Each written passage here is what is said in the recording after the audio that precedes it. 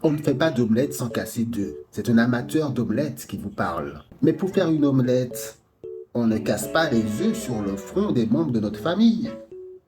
Certains le font, c'est vrai, libre à eux. En tout cas, l'œuf, une fois cassé, est versé dans un récipient ou directement dans la poêle déjà sur le feu. Pour faire une bonne omelette, on ne lance pas les œufs ni sur le président de la République, ni sur le préfet. Oh, ça fait plaisir, ça satisfait peut-être un sentiment de vengeance, mais le ventre continue de gargouiller, car l'omelette n'est toujours pas faite. Il y a toutes sortes d'omelettes, des plus simples aux plus sophistiquées. Quoi qu'il en soit, je pense que pour réussir son omelette, il faut choisir sa recette et la mettre en œuvre. On ne fait pas d'omelette sans casser d'œufs. Oui, mais quand l'œuf est cassé, ce n'est pas une grande perte. Loin de là. Qui a de la peine pour des coquilles d'œufs? Elles sont d'ailleurs faites pour être cassées par le poussin devant sortir, n'est-ce pas? J'irai droit au but et je parlerai clairement.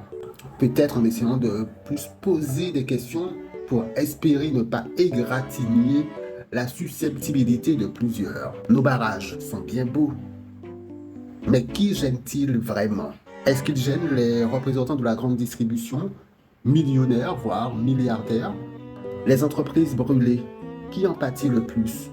Nos frères, nos sœurs, nos cousins, cousines, nos parents? Le blocage des grandes surfaces me paraissait être l'un des moyens les plus efficaces pour faire pression. Ça impacte le chiffre d'affaires de ceux qui nous vendent cher.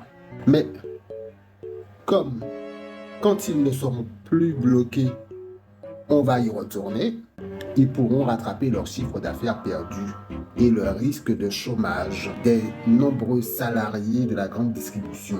On en parle. Si on retourne sans cesse dans les grandes surfaces, c'est qu'on n'a pas trop le choix, me semble-t-il.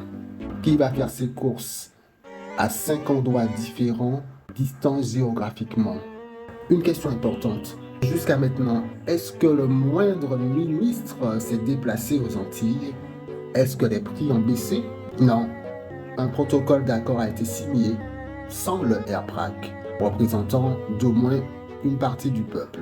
Je comprends la colère, je la ressens aussi, mais taper sur la télé qui fonctionne mal ne va pas la réparer.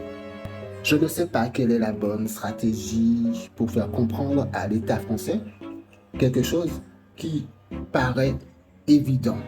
On ne peut pas se satisfaire, d'une part, de tels niveaux de prix aux Antilles, que ce soit dans l'alimentation, les pièces automobiles, la téléphonie, Internet, etc., etc. La deuxième chose dont on ne peut pas se satisfaire, c'est notre dépendance alimentaire, notre manque d'autonomie alimentaire, alors qu'on a tout ça de terre.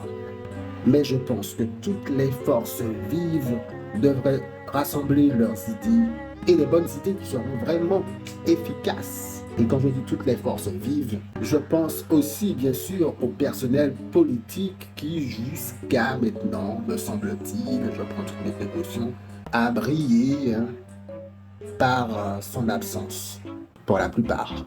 Sauf si ces hommes et femmes politiques agissent incognito, sans faire savoir qu'ils agissent. Ça peut arriver, je vais bien faire amende honorable si je me trompe. Je ne peux pas vous accuser de façon fausse.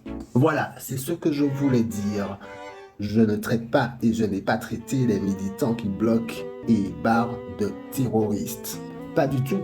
Je partage avec eux mon désir de faire bouger les choses dans le bon sens. Je veux participer à l'omelette et même en avoir un petit bout, mais sans envoyer les œufs sur mes frères et mes sœurs.